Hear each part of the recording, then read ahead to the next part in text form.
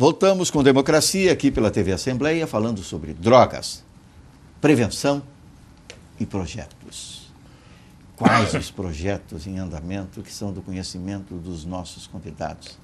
Eficiência, eficácia desses projetos, necessidade de participação e, acima de tudo, aceitação do dependente. Não é assim, doutor? Bom, muito oportuna a colocação. Nós estamos, dentro da divisão de prevenção, fazendo uma parceria com algumas instituições de atendimento. Nós chegamos à conclusão que a divisão de prevenção não poderia ficar apenas na seara da prevenção através das palestras e através das suas ações em eventos públicos, né? Trabalhamos muito no Território da Paz, por exemplo. Temos todo um leque de ações em atividades que são consideradas aceitas pela população, né? Então é a Caminhada pela Vida, Unidos contra o Crack, enfim, todos esses movimentos nós fazemos questão de prestigiar. Porém, era pouco ainda. Chegamos à conclusão, estamos lá desde 2011, agora no início de 2012 chegamos à conclusão que precisaríamos trabalhar mais de forma concreta, junto ao usuário, né? Para vocês terem uma ideia, nós recebemos lá na nossa divisão pessoas que nos procuram pessoalmente ou por telefone, mães, né, irmãos, às vezes o próprio usuário, o que é mais difícil, que nos buscam no sentido de procurar alguma forma de conciliar seus problemas, de resolver drogadições e nos deparamos ali com a resistência do usuário, na maioria das vezes. Mas mesmo assim, com essas dificuldades, entendemos que tínhamos que dar um passo à frente e agora, a partir de 2012, nós firmamos uma parceria com a URGS. A URGS tem o projeto Proteger, que funciona no seu interior, lá no Portão 1, Banco do Brasil, ao lado do Banco do Brasil, o projeto Proteger, que é capitaneado pelo Dr. Renato Zamora Flores, que é um psiquiatra muito envolvido na seara da drogadição, procurando encontrar soluções, uma equipe multidisciplinar que atende o usuário. O usuário, na verdade, não é aquela pessoa que nos procura. Em geral, é alguém da família. E quando nos procura, que também já aconteceu, ele nos chega, e aí vai a minha grande preocupação com qualquer proposta de liberação de drogas.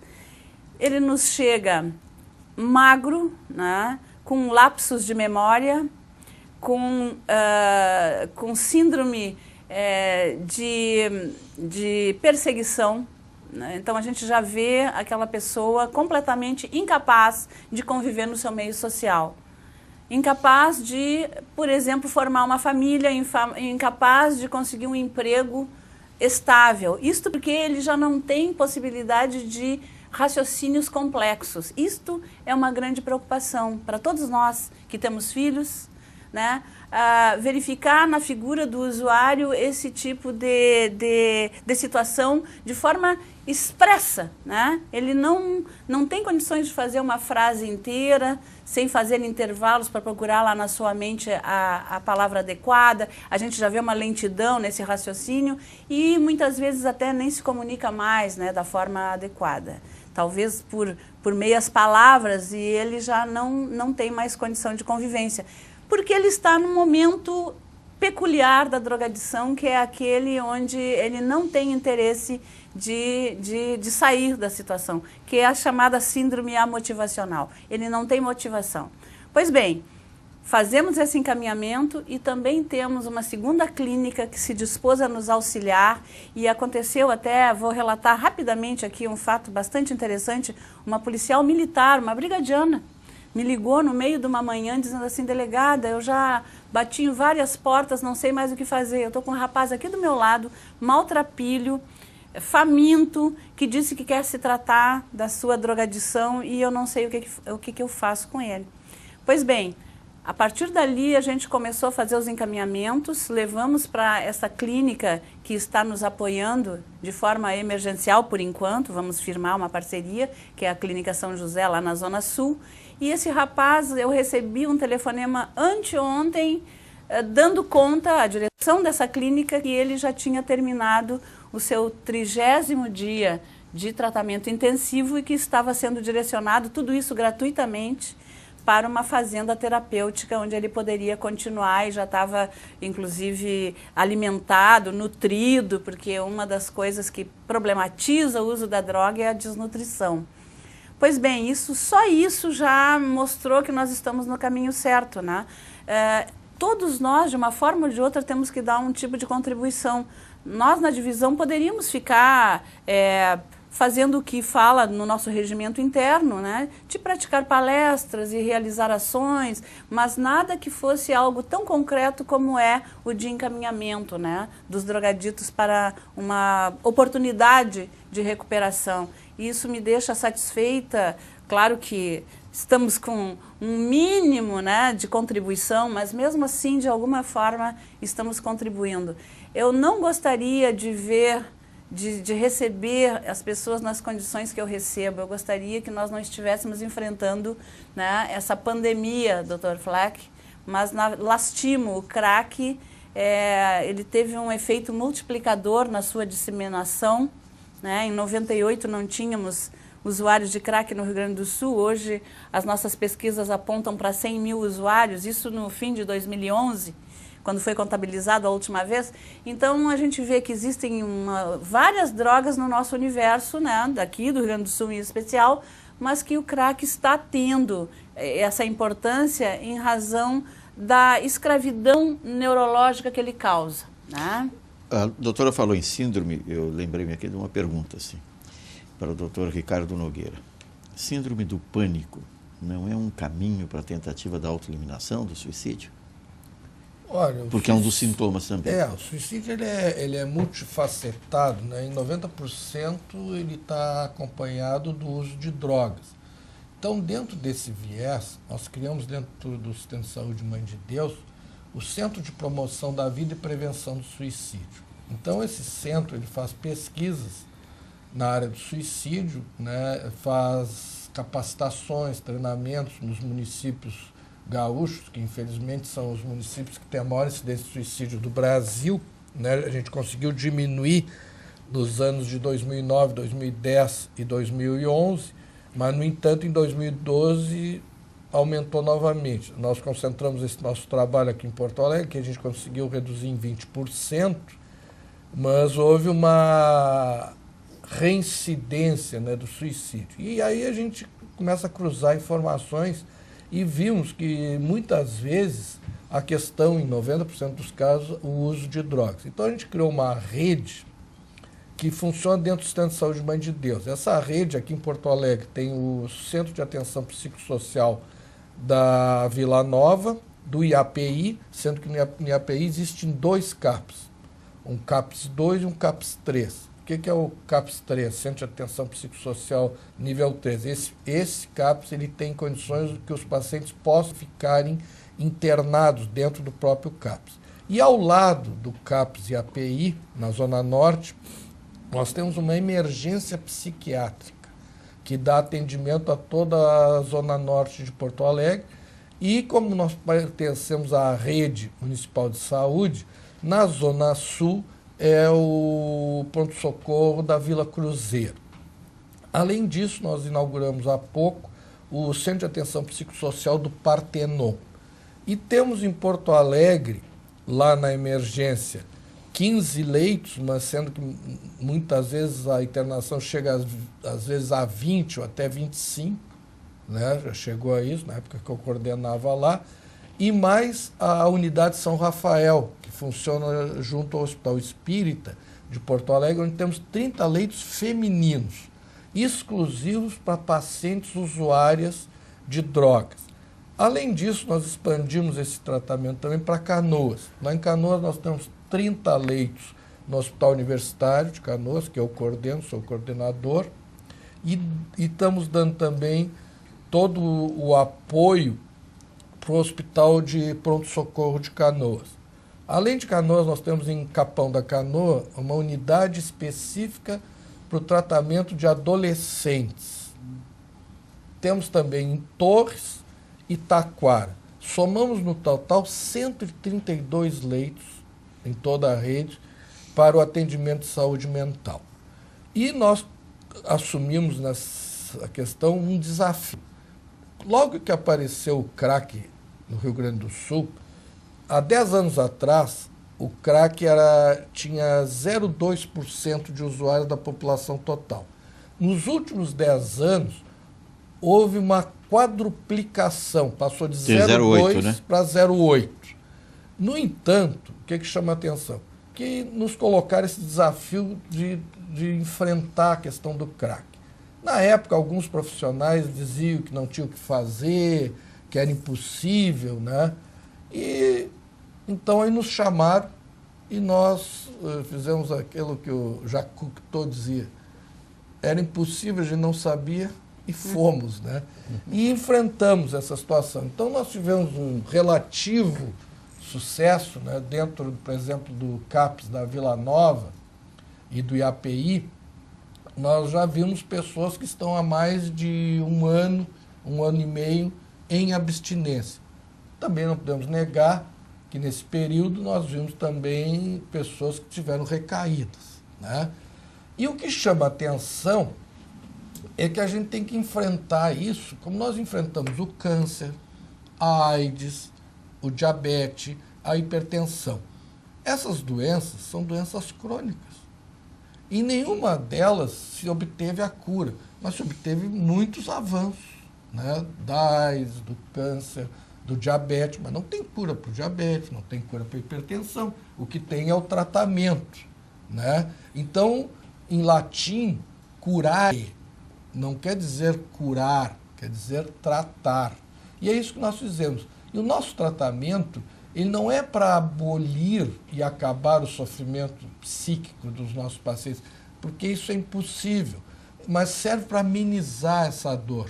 E é isso que a gente está fazendo, né? E esse trabalho nós fizemos também aqui no Hospital Mãe de Deus, na Rua José de Alencar. Nós temos um serviço de emergência, que funciona junto da emergência do Hospital Mãe de Deus, que atende a todos os convênios e a área da saúde suplementar.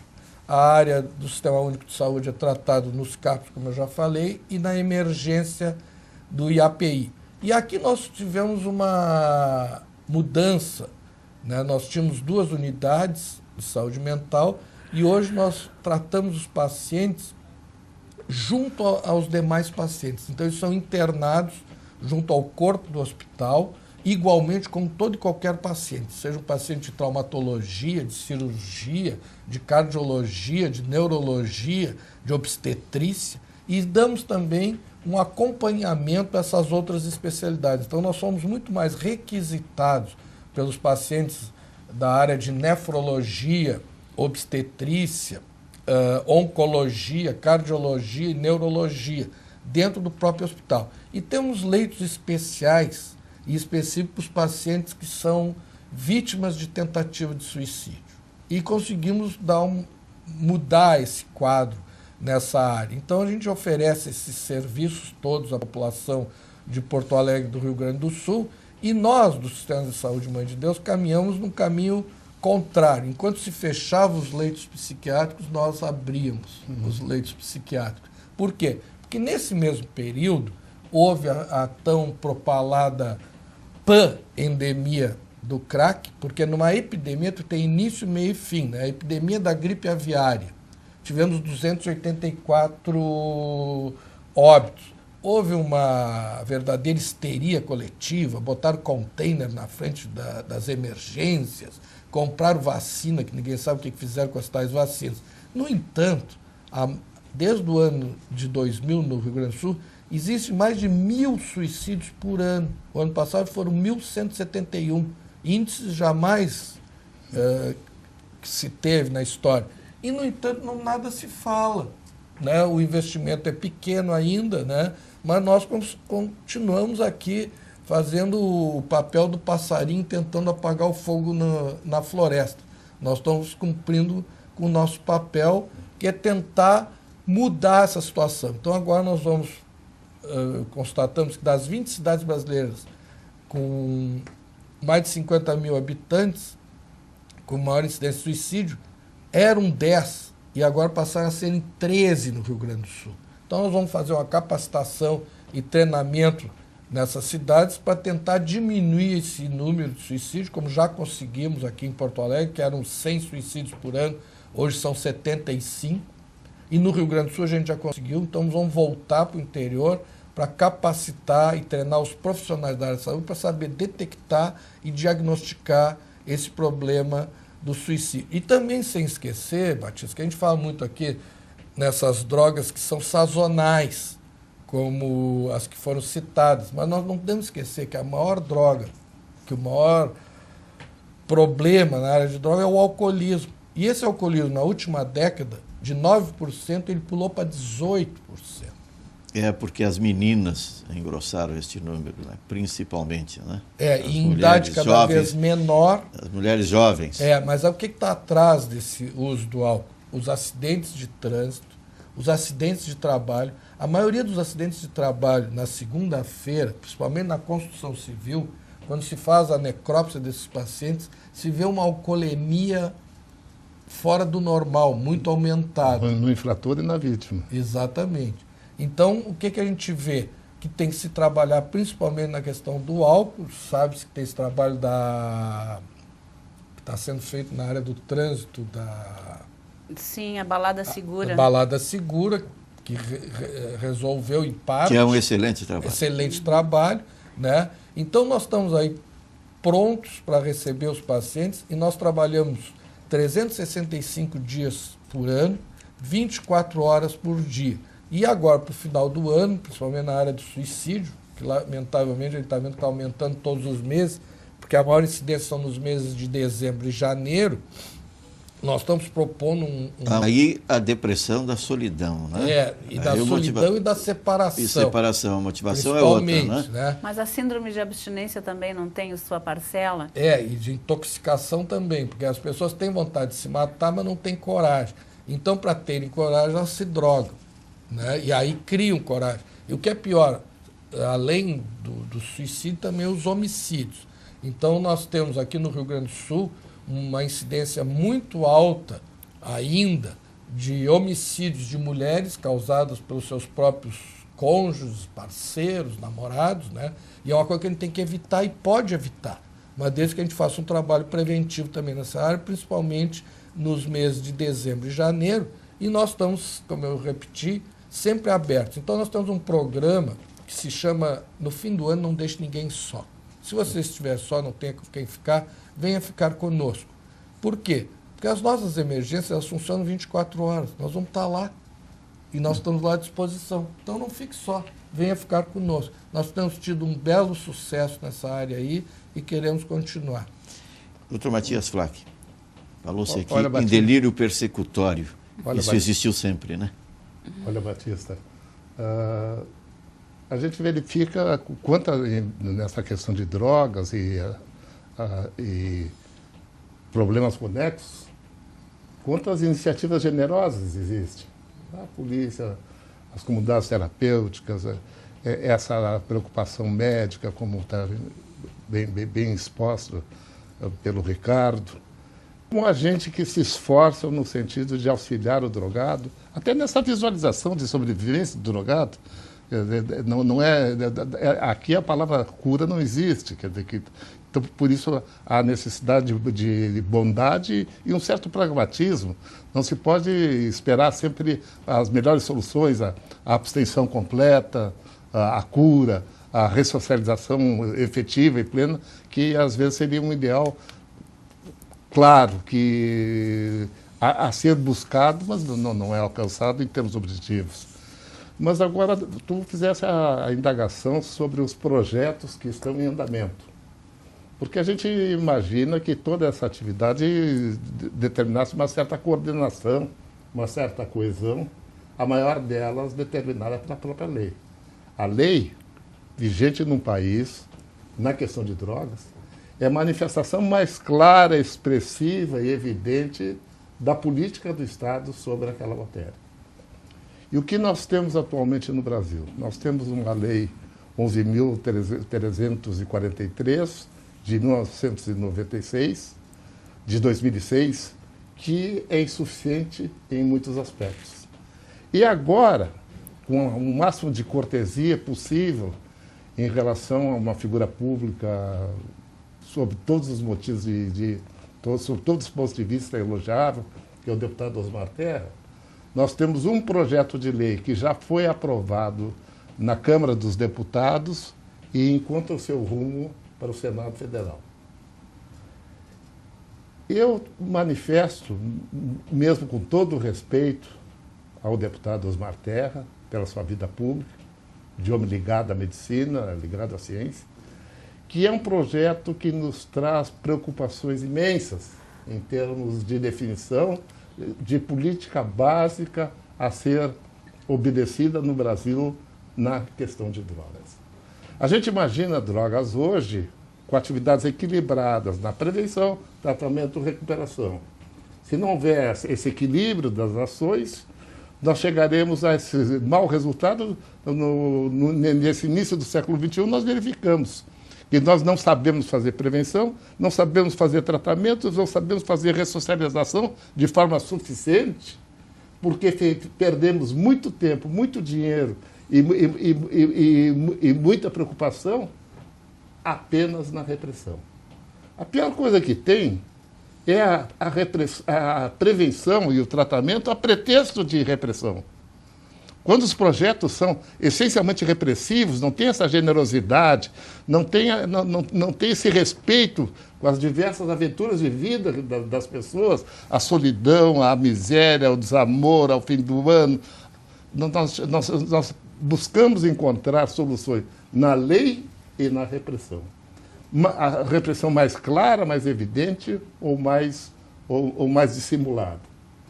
Nós temos hoje uma população carcerária praticamente ausente dessas preocupações sanitárias, preocupações sociais, preocupações médicas, que a maioria da população, então, em termos de mulheres, então é uma tristeza.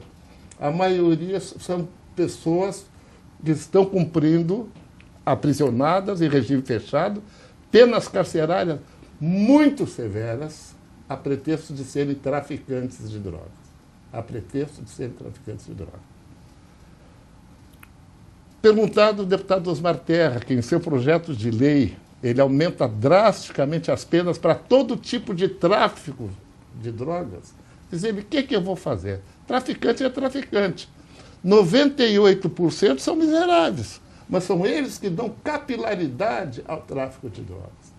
Então, nós reduzimos todas as propostas generosas a um encarceramento geral, onde vão as pessoas que usam drogas e vendem algumas porcarias para manterem a sua dependência, mulheres que já têm os seus maridos presos, que vendem umas porcarias na beira de favelas e que são consideradas traficantes, que a polícia, para prender, não tem que nem sair da viatura, não tem que nem sair da caminhonete, e são presas.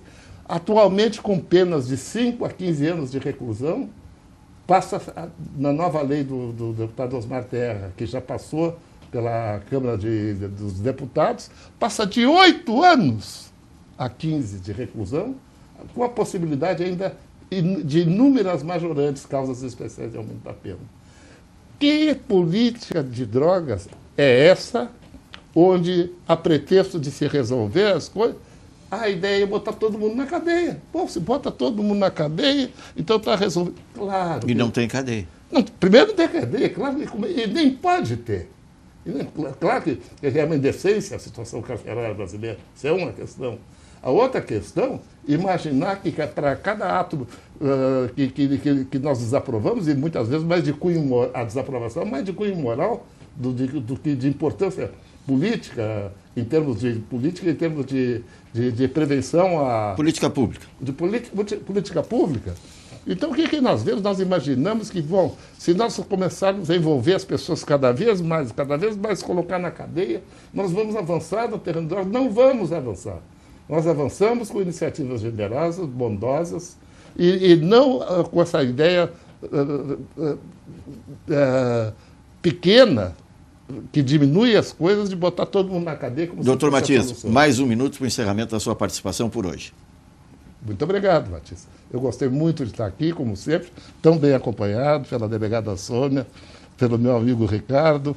Foram momentos agradáveis, o programa parecia que seria longo pela ideia inicial, mas olha, eu me senti muito bem, muita vontade e muito feliz. Nós ficamos muito felizes também, temos certeza, esta é a sensação sentida pelos nossos telespectadores. Obrigado, doutor Luiz Matias Flack, juiz aposentado, ex-presidente do Conselho Estadual de Combate às Drogas, entre muitos títulos mencionados na abertura deste programa. Doutora Sônia da Linha. Eu quero aproveitar essa finalização do programa, que como nós aqui concordamos, foi muito rápido, né? Passou muito rápido, porque estávamos, né, entre pares que estão sintonizados com o mesmo tipo de pensamento, que é melhorar um pouco a situação da nossa população usuária, né? A ideia que a gente tem é fazer com que a prevenção chegue antes deste momento em que a pessoa começa a se utilizar das drogas. Eu queria no ar, já tinha solicitado a autorização do nosso amigo apresentador, na nossa exposição fotográfica, que vai até o dia 8 de novembro, nós estaremos disponibilizando essas duas obras, né? São duas cartilhas cientificamente corretas, uma dedicada ao público infanto-juvenil, que compõe uma historinha, né, para pré-adolescentes, crianças, onde uma pessoa, um personagem, o policial estrela, fala sobre saúde com as demais crianças. E a outra para adultos, que aqui nós temos cada droga com a sua fotografia, né, de alta resolução, para que a pessoa conheça, saiba. Muitas vezes as professoras têm essa dificuldade. E com a capacidade de fazer com que a pessoa entenda o texto, um texto muito acessível, com as características de cada uma das drogas. Pois bem, essas duas obras estarão ali à disposição de quem nos visitar, né? Mais uma vez, eu manifesto publicamente o interesse em que as pessoas compareçam e verifiquem lá o trabalho dos bastidores do DENARC. Obrigado. E aqui, de pronto, agradeço também o espaço que nos foi concedido. Muito obrigada e um abraço aos colegas aqui que eu não via. O doutor Ricardo eu não conhecia, tive esse prazer. E o doutor Matias, que eu sou fã do doutor Matias, né? Muito obrigada. Obrigado, doutora Sônia da Linha, delegada, pela participação no Democracia. Doutor Ricardo Nogueira. Pois é. A nossa preocupação é com a saúde, né? Então, por exemplo, agora nós fizemos grupos de sobreviventes, né? Na unidade do Hospital Universitário lá de Canoas, nós estamos fazendo os grupos de sobreviventes, são aqueles que tentaram suicídio e ainda bem que não conseguiram, né? Na verdade, na bibliografia, quando a gente fala em grupos de sobreviventes, são os familiares, colegas e amigos dos pacientes. Mas nós incluímos os próprios pacientes. Então, nós estamos fazendo esses grupos de sobreviventes lá, que é um projeto piloto, que depois deverá ser seguido aqui no Hospital Mãe de Deus, onde nós vamos fazer esses grupos de sobreviventes também a nível de ambulatório, no ambulatório de especialidades. E quanto à lei do meu amigo Osmar Terra, me chama a atenção porque ele me convidou para assessorá-lo na parte da área da saúde mental, nessa parte jurídica, né? Até vou te ser sincero que eu não tinha conhecimento. Mas creio que acho que a ideia da lei ela é boa, né? Mas não basta se ter uma visão só de repressão, tem que ter de prevenção. E para isso acho que essa lei pode ter emendas no Senado Federal agora, e até te sugiro, Batista, se pudesse fazer um debate sobre isso, para colocar, ao invés de ter mais tempo de prisão, mais leitos para tratar essa questão. Muito obrigado, doutor Ricardo Nogueira, psiquiatra, coordenador de saúde mental do Sistema Mãe de Deus, pela participação no nosso Democracia.